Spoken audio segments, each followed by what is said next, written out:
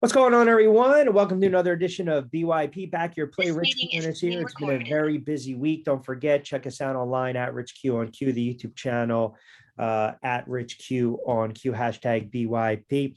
Joined by our guy who always loves talking football with us, Brandon Bell at _B Bell, South Jersey native, former PSU captain, NFL linebacker, esports broadcaster, cutting it up with Saquon on NFL films, the man of many times. See, it's a good thing, right? You have a nice career, you play in the NFL a little bit, stand out in college, and all of a sudden the broadcasting thing's not a bad thing, right?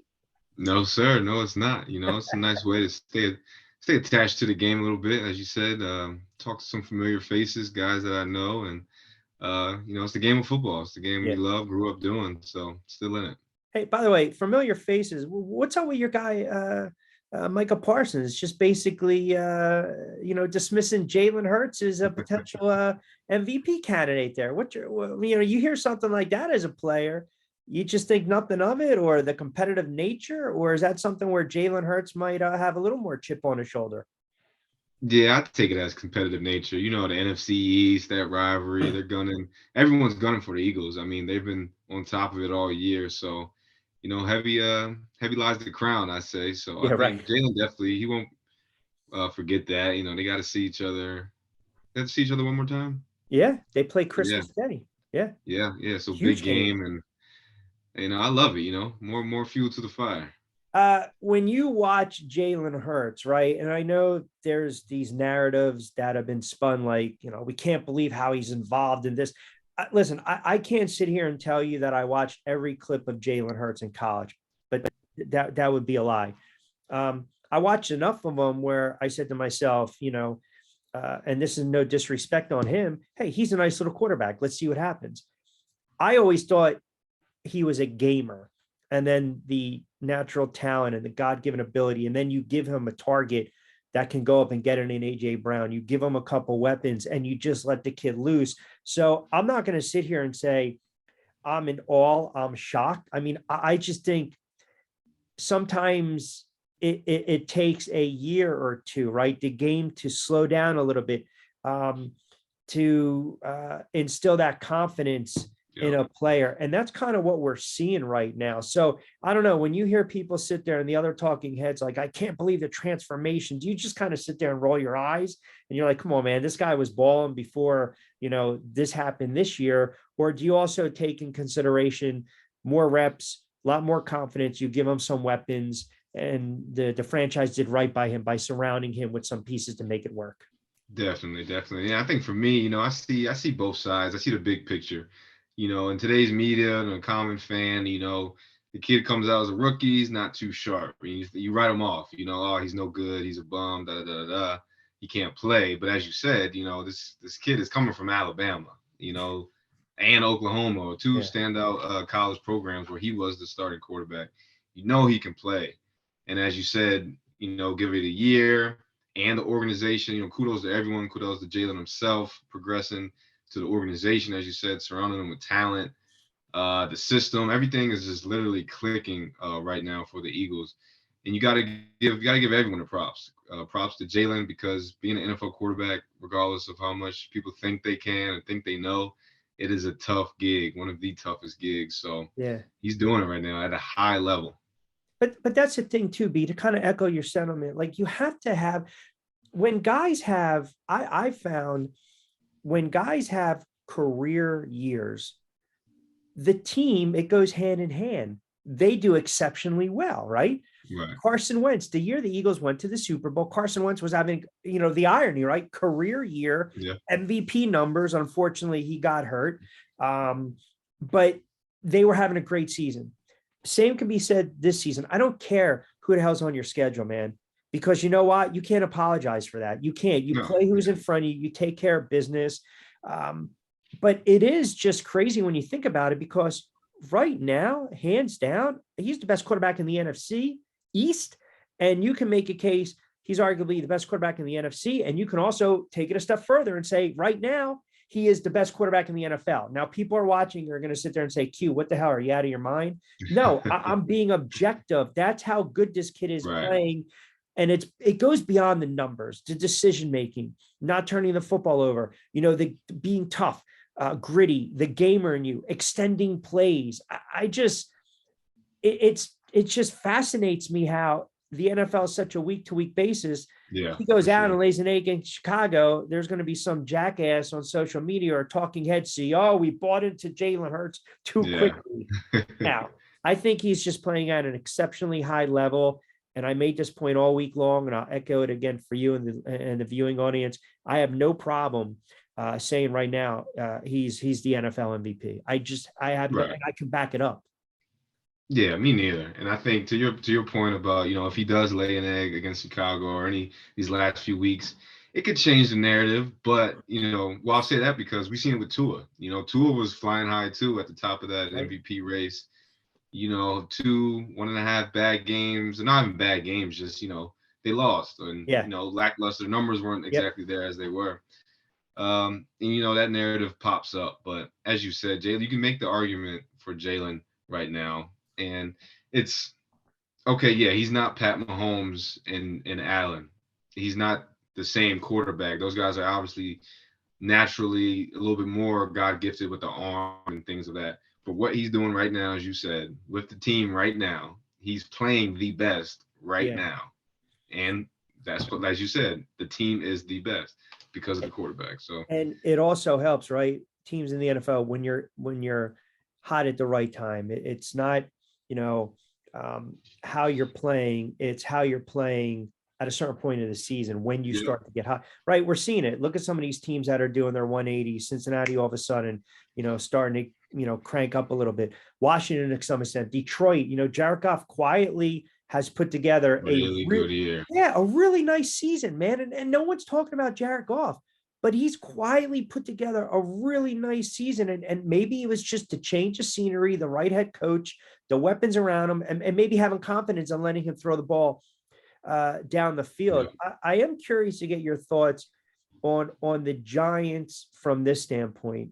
And I know I asked you this before. Hmm. They're going to have two big questions to answer in the offseason. One's going to be the running back, and the other is going to be the quarterback. And when you popped on with myself and number 27, Brandon Jacobs with 27 Yeah. EQ, we talked about it a little bit, right? And, I know he's partial to the back position. I get it. I know Saquon's a Penn State guy, so you're partial to that as well. It's tough for me to invest a substantial amount of money in him because I'm very weary of the injury history. And I don't care what anyone tells me. This kid is hurt. He's banged up. He had that big game against Houston, like a $150 on 30 something Yeah. carries. And then the last three games has kind of come down there. I'm not going to say he's not deserving of it because he's played well, but I'd have to be a little cautious there. I don't know what kind of monies we're looking at. And then the quarterback, the lack of weapons. Imagine you take Jones and Barkley off this team. What do you Yeah. have? So Yeah. I think Daniel Jones, for the weapons that he's been surrounded with, I think he's played well this year. I think people want, as you mentioned, the Allens, the Mahomes, the Hmm. Burrows, the Herberts, the Hurts.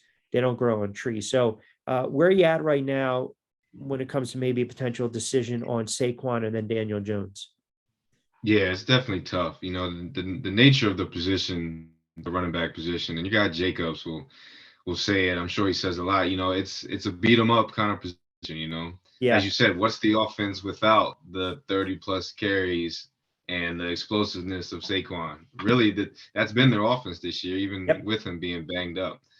As far as the QB position, that's a tough one because, as you said, those guys don't grow on trees. Opposite the running backs, you can get a running back, late rounds that can get the job done and be pretty good. Will he have Saquon as highlights? No. But as we know, that's not every down in the NFL. So that's where the GMs, kind of have to weigh their decisions. And as you said, the QB position, he's done okay. He's done well, but obviously everybody wants more. The organization wants more. You want to win games at the hands of your quarterback. Obviously, it's not really necessarily at the on the feet of your running back these Right. days. But you need to surround them with weapons too. So they have a lot of work to do. I think they're a tough Agree. team.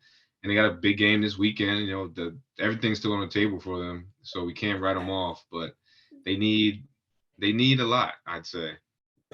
Part of me think that game will be people will look at it and say a referendum on Saquon. Part of me and Daniel Jones's career. I think it's foolish. Washington's laying 4.5. Giants have played well against Washington over the years. Daniel Jones has had some big games. Saquon has had some big games, but defensively, right? If you know that there's not a threat Right. that can stretch the field, so to speak. And in this case, for the Giants, and the offensive line is a little shoddy. We're going to stack the box and we're going to make number 8 try to beat us, right? You're a linebacker right now in Washington. You're probably thinking to yourself, all right, we got our spy, we got our roamer. We're going to key on 26, and let's see if number 8 or these outside guys can beat us. Right. Yeah. We'll let. It's almost like basketball. If he wants to knock down the deep three, we'll live with that. But we're not banking on it. That percentage of that is not too high. Percentage of their guys winning on the outside. If I'm the Washington, I like that matchup. As you said, stack the box, and you have to make Daniel Jones and those guys on the outside beat us. Otherwise, give it to Saquon 30 times. We're going to be right there. Yeah, well, see, there's your feast or famine, which is interesting you bring it up. I think you have to get him involved in the offense early, and you'll know the first couple series. Like if you see him tiptoeing, through the tulips, so to speak, or really hitting the hole, picking up 3, 4, now you're in second and short, manageable down and distance. I think that opens things up. And then you start to say to yourself, wait a second, the offensive line is doing a good job run blocking. Let's get them in pass protection right now. Move around Daniel Jones. You're good. If it's, a tackle for loss in the backfield, and now it's 2nd and 12, and then you run it again and he picks up 3, and now it's 3rd and 9 and it's incomplete. It's like, come on, man. Right. I think Saquon is a back, and tell me if I'm wrong. I think you have to get him going early, right? See, Henry, he'll slow down, but come the fourth quarter, it revs up, right? And he gets his. Cook, you can kind of give him the ball really anytime throughout the course of the game. Even Sanders with the Eagles, get him involved early. Yeah. Because I think there's got to be some cohesiveness, right? You all have to be on the same page. So you think it beneficial to the Giants to try to give him the rock early on in this one Sunday night? Yeah, I think it's definitely beneficial. As we said, he is the main, factor in that offense, the main piece of firepower. But I think when it comes to him, it's not strictly, give him 30 carries. When we say touches, I think it's 30 touches, in many different facets, similar to, McCaffrey, Alvin Kamara. I think that's where you get the most value because he can do it all. Line him up in the slot, line him up outside, find those one-on-one matchups with him in the backer, him in the safety, shoot. I think he can win those in certain routes that I know he's accustomed to running. And similar to, honestly, Penn State a few seasons ago, they had some rushing troubles. They couldn't get the ground game going. I think coach made a statement that, they kind of need to pass the ball to open up the run, opposite of the traditional, run the ball to loosen up the pass game. I think that can help your O-line, help some of those zone schemes, some of those man schemes, whatever they're seeing from Washington, to get a feel for it. And then that's when you hit him on a big run. Boom, he breaks 150. But a little dink and dunks here, toss here, zone run here. I think that's where you accumulate those 30 touches. No, it's a great point. 27 brought that up earlier in the week because I thought it was the complete opposite. I was like, I don't want to pass to set up the run. He goes, but sometimes you have to. And he goes, it's not necessarily throwing the ball 15, 20 yards down the field, but it could be little check downs, wheel routes, get these guys in space. Right now, you look around the NFL, and I want to give you a couple quarterbacks and give me a word or two that kind of describes them. And it could be negative, it could be positive, however you want to broach it. Tom Brady. Frustrated right now. I think you can see it, obviously not the success he's accustomed to. He's getting hit more. The ball is always coming out fast, but I think it's coming out even faster because he doesn't want to get hit. So he's taking incompletes, throwaways, more so than I think ever right now. Same word for Aaron Rodgers? Yeah, I'd say same with Aaron Rodgers. I wouldn't say his protection is as suspect right now, but definitely frustrated with the lack of explosiveness that he's seen and been accustomed to It's coming with Christian Watson, Yeah. but as far as the whole group, a lot of injuries to them as well. His tight end coming off Yep. ACL this year, not exactly the same, but definitely frustrated too. Russell Wilson. Ooh, man. I know he's a super positive guy, but I think his head's got to be spinning right now as far as what's going on, where the season has gone, what Horrible. the season's gone to. Yeah, I mean, they're showing fight. They put up some points this week, but they just can't get on that win column, It, man. that might be a $240 million mistake. Yeah, I'm not gonna write him off yet. First year, new coach, new system, new team. He's been with the same team for 8, 9, 10 plus Yeah. years. Yeah. I'm not gonna write him off yet, but definitely not what the whole league in general has seen or expected from Denver and No, because Russ. remember before the season started, what did we say? Oh my God, the AFC West is going to be stacked. Right, Look at right. all these quarterbacks, and look what's going on. But if they get rid of their head coach, which seems to be trending up, if they get rid of Hackett, now you're bringing in another head coach that might want to bring in his own type of offensive philosophy. So who's to say next year might be any different? Yeah, and I think to what you just said, I think that's where we can maybe write someone off. Yeah. It'd still be difficult in the new system, as you said, but If you're building I believe in Russ. yeah, I'll say I that. think he's done. Yeah, I mean, I, I can't argue with I, that. and I'm going to tell you why, because I think for a lot of years, listen, the offensive line was not always that good with Seattle. He took a lot of No, hits and a lot of sacks, and even when he had a ground game. But if you watch film over the last several years, some of the throws that he typically can make relatively mm-hmm. easy, where he has enough time in the pocket, not even short arming it, very off, inaccurate. I don't know if all the hits are starting to take that toll. When we say the expression, right, they're seeing footsteps, they're seeing ghosts. Mm-hmm. Yeah, I don't see a guy that's decisive to step up in a pocket anymore. I think right. it's almost out of necessity, not out of want. And to me, there's a difference. Like, I don't want to do it, right, but I have to do it. And that's not his game's not predicated on that. Like, Right. you've got to get everything kind of in place. He doesn't have the release, as you mentioned, like a Brady. He can't really step to the side anymore like Aaron Rodgers. Is either put your foot, plant it, and go. Mm-hmm. And I'm not seeing that. And now injuries, the Yeah. concussion, the tweaks, the banged up, right? It's and that team, we can argue that they were tailor made to make a deep run, right? Because of Yeah, their they were set up, man. They were set up, and I think that's the reason why it's been such a dismal upset. The whole yeah. league expected Denver to make some noise. They were prime time. They had a lot of prime time games set up, and obviously they took a toll with some injuries. Their receiving core, as you said, like tailor made for him. A lot Yep. of weapons. A lot of those guys got banged up. It's been a bad year. I'm not gonna write them off yet. I think because that team is still kind of set up to win, they're not going to lose too many pieces this offseason. I'm going to give them another shot next year to see what they can do, but it is not looking pretty right now. If you're the Jets, and let's just say they go on this run, they get to their 9-10 wins. Mike effing White, everyone loves to say that. Mike White plays well, and maybe they win a playoff game. Their defense is exceptional. You can appreciate this. Yes, Their sir. corners, their safeties, their tackles, their linebackers. They have a get after type of defense. They're opportunistic when it comes to the turnovers. Do you ride Mike White into next season and just say, you know what, we're done with Zach? My coaching hat says you have to. You have to. And maybe you go into camp, as everyone says, it's a competition, open competition. But you definitely ride Mike White. He's your number one going into spring camp. He's on the depth chart. And if Wilson is going to make a play, he's going to have to earn it, fight for it, scratch and claw to That's get not who White he out of is. there. And then, maybe it's not. And I think, time will tell.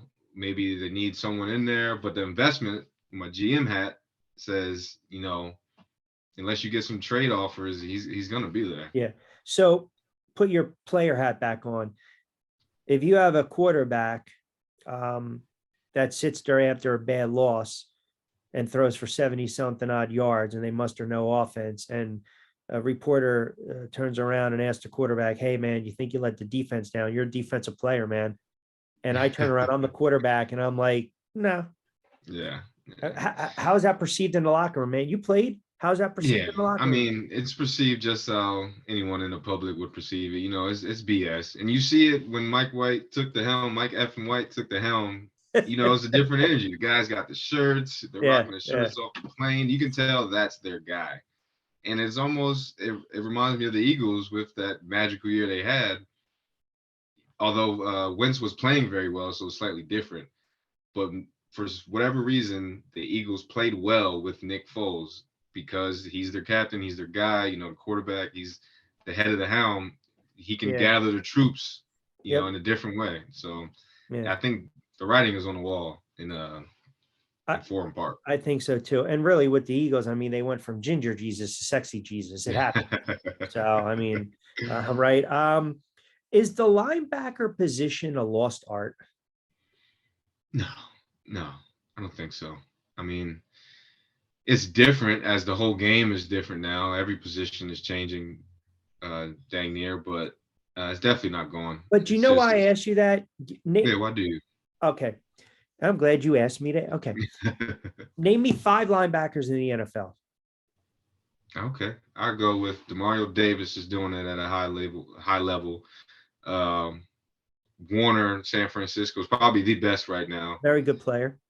I'll go with the Jets. Quincy Williams, Quincy Williams, brother Quinn. He might not be in the top 5, but he popped in my head right now. He's playing well.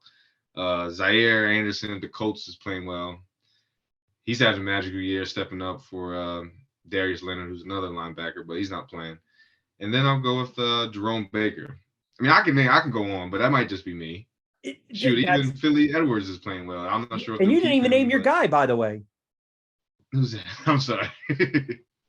Who's that? We're not gonna throw Mike out there.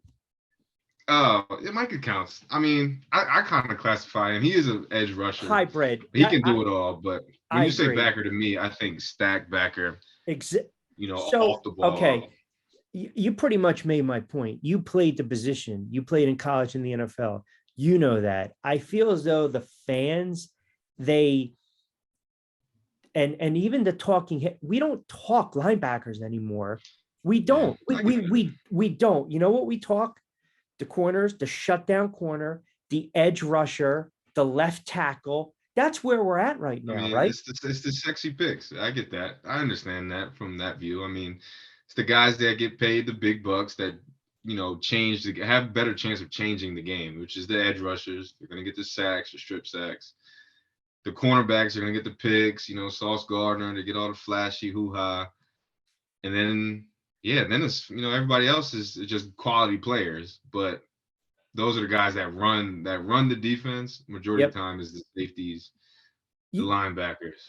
you look at Parsons as a hybrid though, even though technically we say outside linebacker. If you see where he's a lot of times blitzing or rushing, Yeah, it's like an edge. yeah, it definitely is. I mean, I'm not going to say he can do anything, but he's going to get paid the big bucks to go after that quarterback. Yeah. And that's as we see it. I mean, you ask these tackles around the league, they're not worried about him flowing over top to tackle a running back. They're, you know, having trouble sleeping at night, worrying about how they're going to freaking block his bend and his rush and all these moves. So I consider him now. He's an edge rush backer, whatever you want to call him. He's a rusher. I think that's why a lot of people would draw the comparisons to Taylor because, when Taylor came out of college from North Carolina, I think the story is, I think the first day of training camp, one of the assistant coaches said he's already the best player on the team. Yeah, yeah. Um, but they schemed, right? Gibbs turned around and we have to throw in that extra tight end, the term chip. Mm-hmm. Yep. That's pretty much because of Lawrence Taylor. When you look at Parsons, do you see that player now, or do you see the player evolving into that? Because I think there's recency bias. It's very hard for me to sit here and compare a great player like him to Lawrence Taylor right now. I can't do it.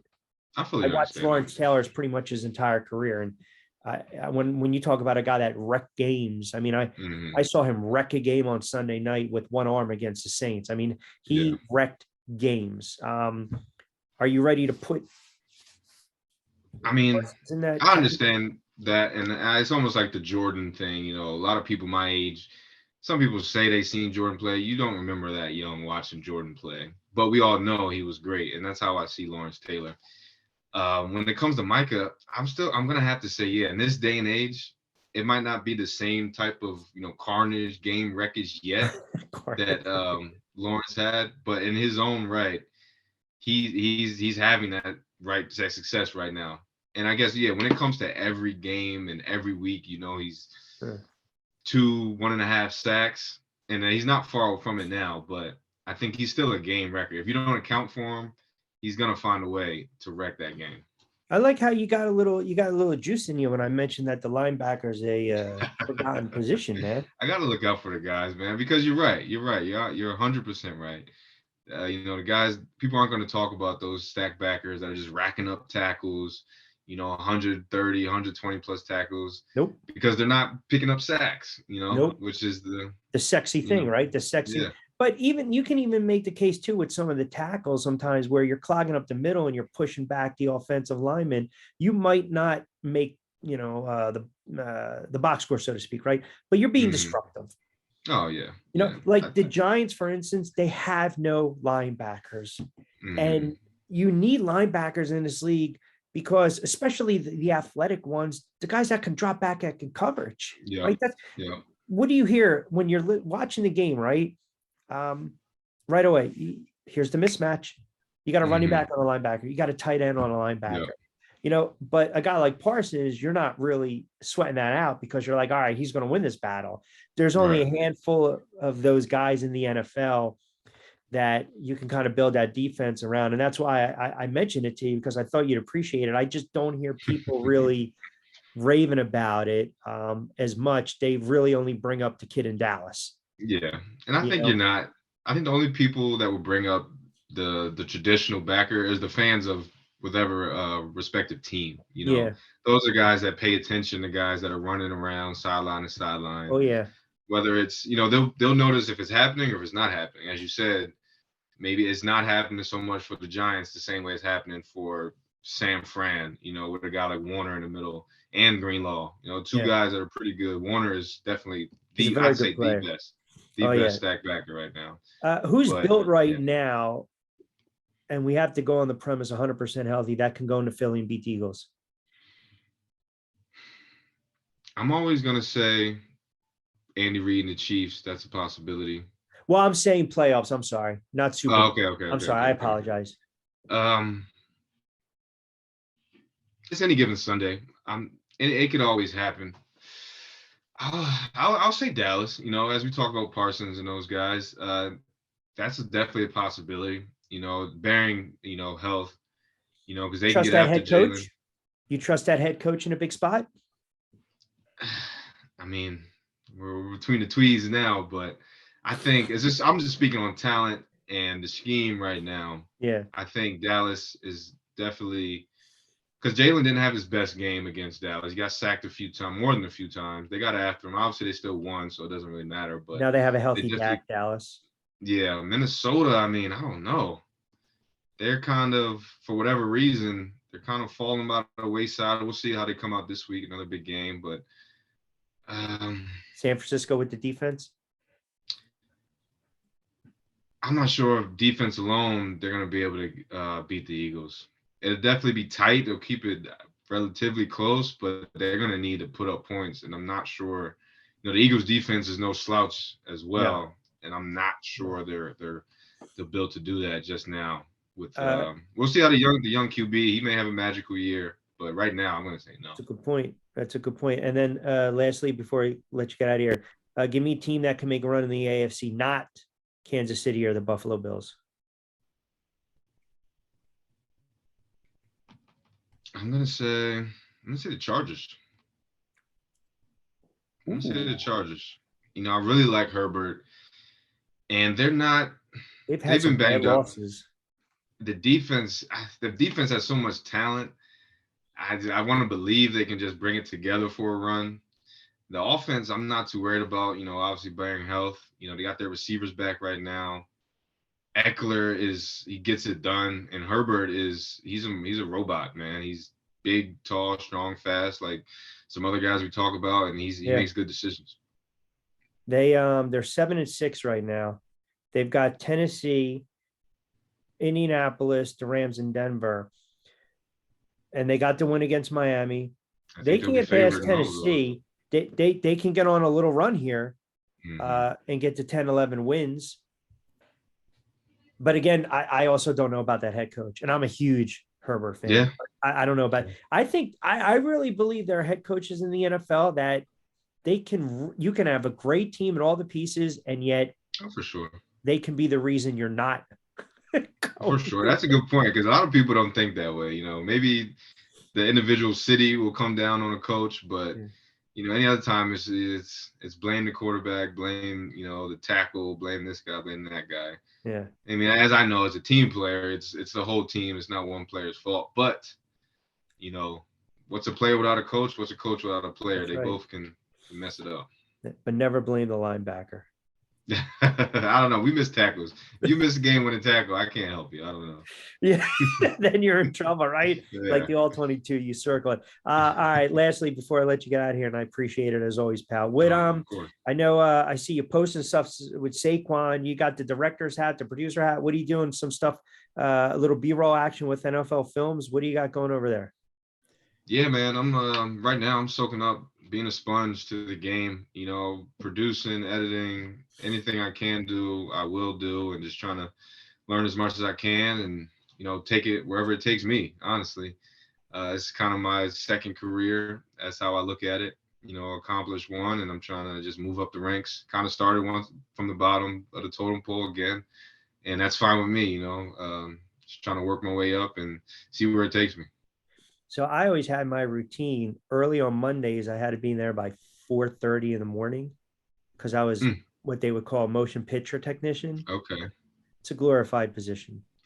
I would basically sit, and when I would come in and I had my supervisor, it would just be him and I. It'd be freaking cold. And I remember, let me go and get my coffee and grab my sugar before Mr. Sable or Jaws takes it. They would always have those big Philly pretzels in the kitchen, right? So Yeah. a couple of those. And I would basically sit down and I would watch the film go through the Okay. machine. Way back. Yes. And I had to splice it, stop it. Right. And I'll never forget, I said, oh man, this is awesome. They said, well, one guy many years ago didn't splice it the right way. And I think it's very rare. It was a missing touchdown. It might have Oof. been in the 87 wild card game or divisional playoff. Minnesota beat the 49ers, and Anthony Carter, the great wide receiver from Michigan, Hmm. went off in that game.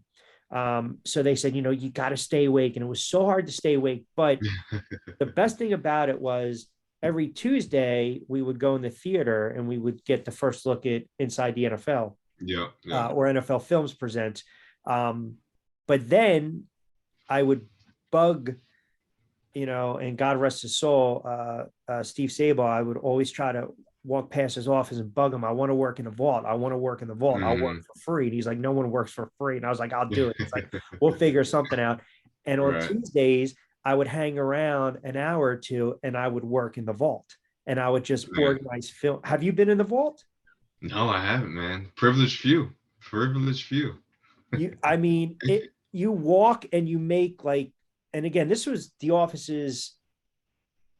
They moved. They have the bigger place now in Mount Laurel, Yep. correct? Yep. Right around off of Fellowship. Yep. Yep. Right off 38. So I think it was the old offices, but in any event, you start walking and you see, you know, uh, Super Bowl 3, 69, the Jets and the Colts, 81, it's titled The Catch. You see like, the Holy Roller, San Diego and the Raiders, and, the Ghost to the Post and Dave Casper and the 86 Giants and the 78 Steelers. And it's just, I never wanted to leave that place, man. Yeah. Like Hey it man, was, come back up. no, I'll definitely take a trip back up. Let me Absolutely. know, man. We should get the show on Friday if you're not busy Friday mornings.